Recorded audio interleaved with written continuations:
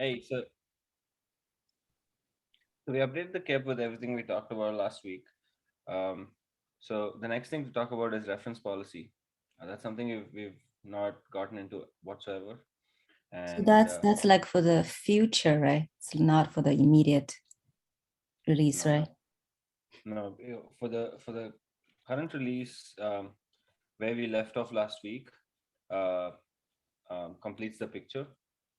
Mm-hmm. But one part of it, which is bucket sharing, we've been saying that across namespaces, bucket sharing is currently free for all. That is, anyone who creates a bucket in any namespace can be utilized. That bucket can be accessed from a different namespace with no restrictions. That Mm-hmm. is that is our alpha plan. But Mm-hmm. going forward, we're going to do it using reference policy. We're going to start restricting using reference policy. Okay. Yeah, makes sense. Uh, but I like to say, sorry to interrupt. Like last week, there was a discussion whether we need to restrict all or like need to provide all. Like, and I don't know whether we made a conclusion about that. Michelle was more keen to restrict all, like only provide access to the namespace where the bucket is created or something like that. And later, when we move forward with reference policy, we can provide access for other people. Like Yeah, that that's was the other idea, which was maybe it just cannot be shared at alpha. So But then that will be very limited, right? I thought we were talking about similar to PUPVC. Then in that case, you admin can actually make it available. Admin basically, this is like admin is the one who make a decision, right? So if admin allows this one to be shared by others, then that's fine, basically. Because admin will be creating another bucket pointing to the same physical bucket, right? yes, In that case, yeah, so I think that should be fine because this is the same as what we do with like previous. volumes. Hmm. Yeah, Yeah. I think that's what we ended up with. Mm-hmm. But by default, we can only bind to one bucket uh, uh, claim. But then, if you want to have the same backend bucket accessed across two namespaces, create another copy of the bucket pointing to the same physical bucket, and you can now bind a new bucket claim to it from a different namespace. So that's what we discussed last week. So Jiffin, yes. So we were still going to allow free for all access.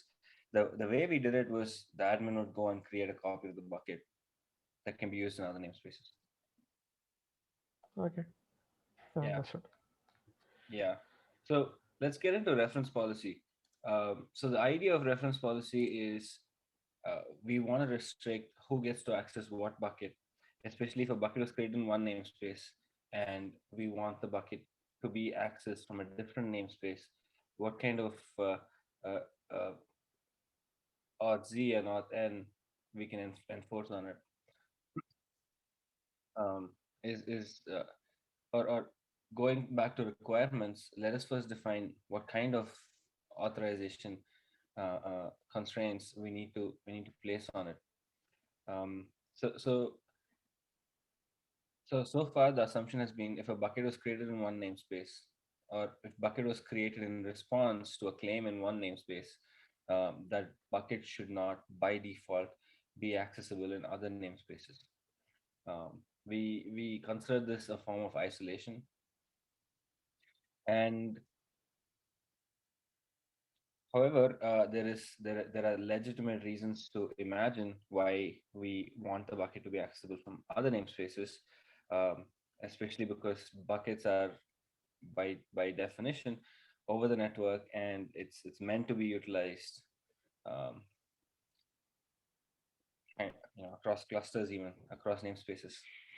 So in order to restrict who gets to access what buckets and what kind of access they get to those buckets, um, we were trying for a long time to figure out a clean solution until this concept of reference policy came along, which was originally proposed by the Gateway API group.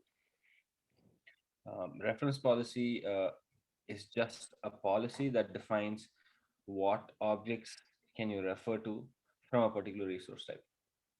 So I'm going to share my screen. Let me pull up Gateway API reference policy.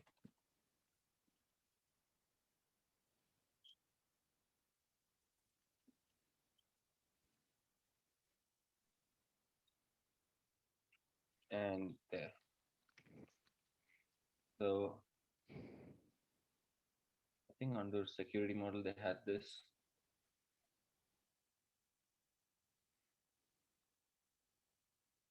Yeah, this one. Um, let's see. Is that here? That here? So it was in the documentation at some point. We just have to look it up. I think someone else found it for us last time. Was it you, Jiffin? I don't remember. I don't know. There it is. So anyway, so here it is. Um, cross namespace references. So yeah, this is what the reference policy proposed by them looks like. Let me zoom in a little bit. Um, so I want to finalize this if possible, or at least make some progress on how our reference policies will look like. So the idea currently is we will develop this independently, and once we both have working solutions, SIG auth is going to uh, take this and make a more generic one that we can switch over to once that is ready. But for now, we have the green light to develop our own and bring it up. So in this case, what's being discussed is they have a HTTP route, and here they want to define from which namespaces this HTTP route can be accessed. So the way they define it is they created a reference policy which says from this APIs in this namespace, they can refer to core service in bar namespace.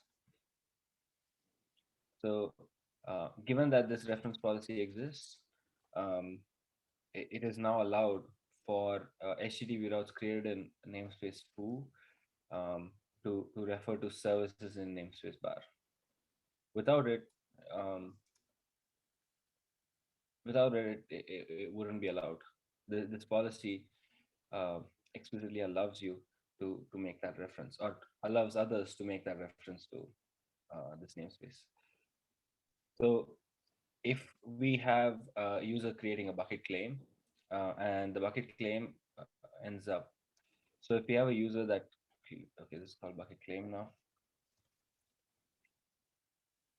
creates a bucket claim, and this ends up creating a bucket, um, then if the user wants someone else to also refer to that bucket, they would have to create a reference policy allowing people from other namespaces to access this bucket.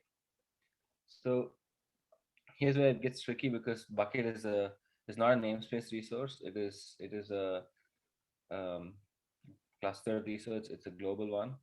So um, so really, the reference policy would have to be set on the cluster resource, or we need to start allowing people to refer to the bucket claim instead of the bucket directly. Are you following me so far?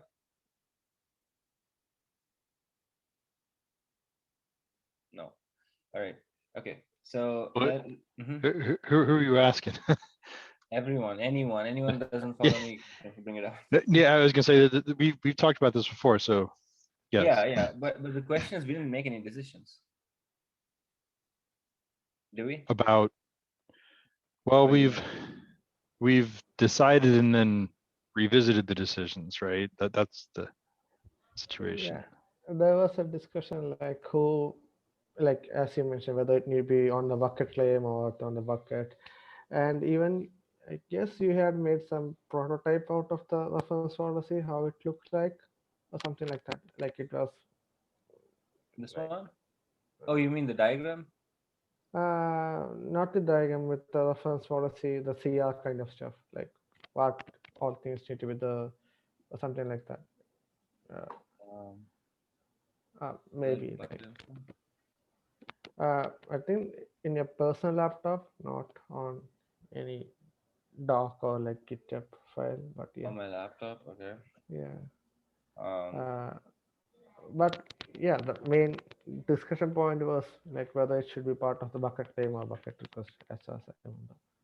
yeah, I don't think we made a decision though. Yeah, sure. Yeah, I remember having the discussion. Uh, the question at that point where we left off was who defines a reference policy.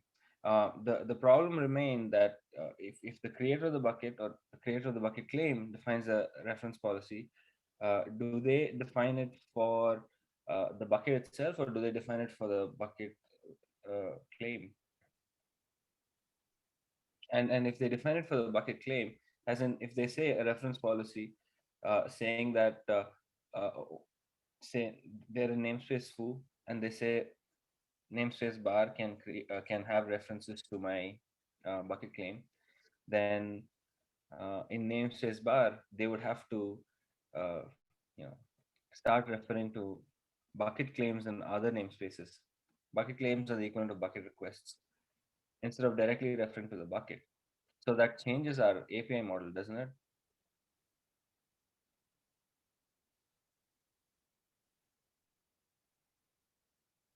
Okay, so let me draw it and show you. So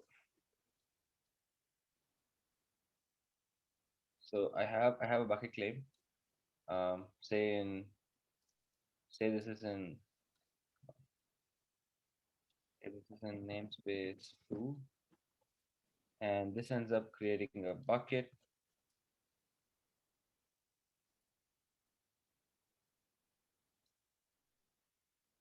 and let's just say bucket one,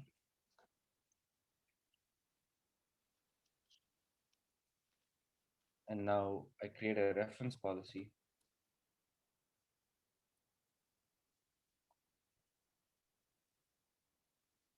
that says what? That will it say bucket claim can be referenced from namespaces bar. Is that what it would say? So I mean, not in those exact terms, but at a high level, yeah, that was the goal. So in the target namespace, you create the policy and you list the source namespaces that can refer to it so what is the somehow. source name? What is the uh, like what do the namespaces represent? That's my question. So let's say there is namespace bar here,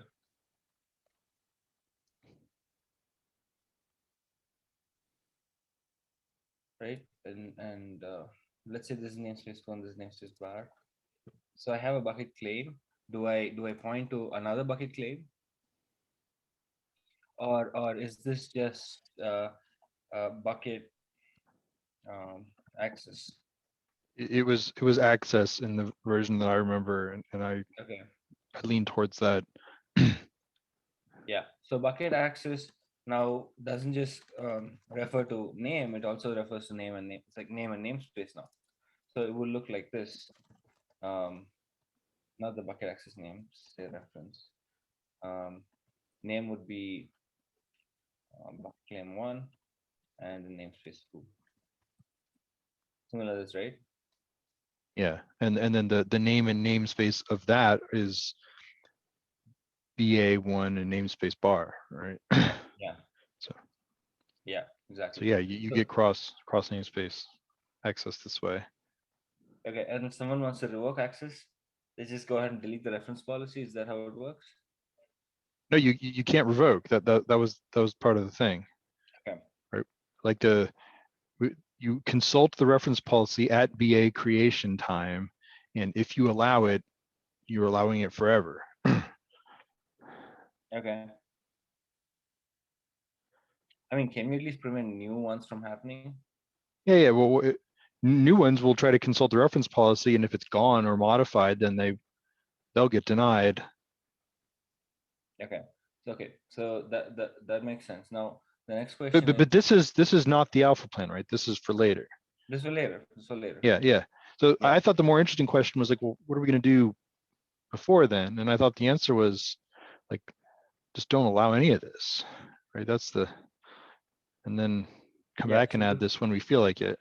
So what Jiffin brought up earlier, we want to allow any sort of bucket sharing across namespaces. Someone really wants to do it, get an admin to create another copy of the bucket, and then have that be pointed to from a bucket claim in a particular namespace. Yeah, I mean, many things are possible with admin magic. I think we would be wise to limit the scope of what we support to some bare minimum that Yeah. we really like, and then and say if it's not good enough, come back for beta. Or Right. do it yourself, right? That's always the escape hatch is we'll Right. get around to it. And if you're impatient, go invent your own solution. Yeah. Yeah. Um, I think that's the approach we're taking. So really, pre-alpha or before we reach alpha, um, in terms of open questions, we don't have that many left. I mean, the one open question is when is someone going to review the KEP? But other than that, in terms of design, um, we don't have many open questions left. We've Uh, addressed pretty much. did we close on the very thorny IAM mechanism? Hmm. We Like, did. okay, and like, do we have a POC of it, working in at least one cloud provider with like a sequence of steps, like you do this, do this, do this, do this, and voila, it works. We've gone through the steps, but we don't have like a POC ready to Yeah, show. but my fear is that like unless you can put your hands on it and see it actually working, like there's always, the magic step that you leave out. Yeah. So, So with Google Cloud, I actually went through the exercise, okay. and with Amazon, I've done the IAM exercise, but not in the context of Cozy. Um, yeah. And so was it the case that your service account token was the thing that you needed, or was it the case that your service account got bound to some other object and that other object was the thing you needed to perform the authentication from inside the pod to the No, bucket it's just service? the service account token. It was the service account token. Yeah, it's Okay. just the service account token. So yeah, Okay. that gets tied to the workload identity and or that gets tied to the cloud identity and whenever the pod or whenever the SDK queries the internal metadata service with this particular token, um, it gets identified as And the and pod. did we get Michelle or someone else from Google to confirm that like yes, this is the same way to do it? They didn't confirm it. They didn't say yes, this is the way, but they were here for the discussion. I Okay. don't I think. mean, I'm Mhm. just constantly nervous that like I don't know. It's just I don't understand it very well, so I would want someone who's an expert to say like yes, Oh no, that is I how get IAM that. should work. Mhm. No, I get that. Yeah, it's a way to get rid of uh, you know um, access credentials that can move around. It's tied to the instance and that's it. It's not tied to an account. Even if someone were to get a hold of it, unless they're on that instance, they can't really do anything. Um, so that's all IAM is. Instance access management. So so yeah, that's where we conclude with IAM. All right. All right. Well, that sounds cool. Mhm. Yeah.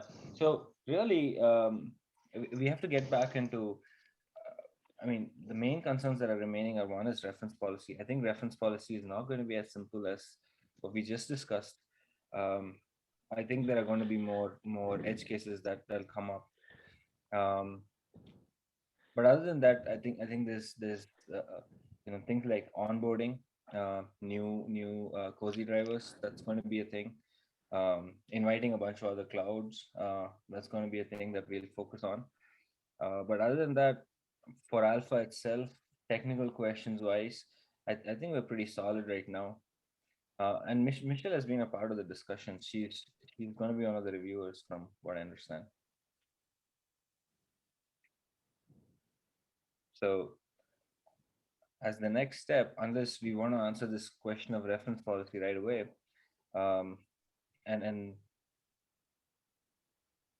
move forward, I think it's okay to say no to that question. I think it's okay to punt this for later and conclude about Alpha for right now. Just uh, if we feel like there's nothing more to discuss on Alpha, then we can actually conclude even right away the meeting, and we can reconvene you know for the next meeting where we can start with the new steps. Right now, I don't think Michelle is on this call.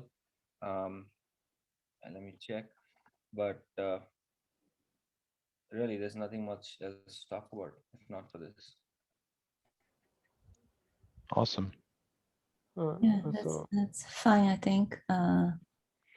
Yeah, so I can ping her. I don't look, does not look like she is there today. She didn't even join the 6 meeting, which she usually joins. So Right.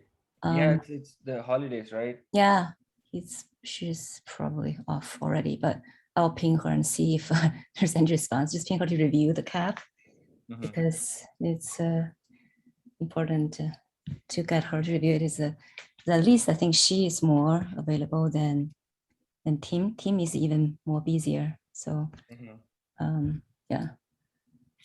Yeah, it's good that we have another reviewer. Mhm.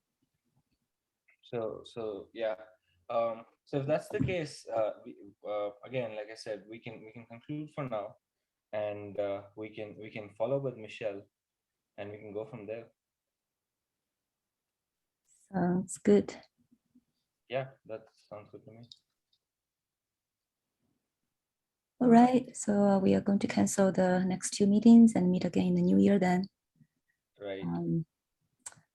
Okay, then happy holidays to you, everyone. Yes, Yeah, same. thank you.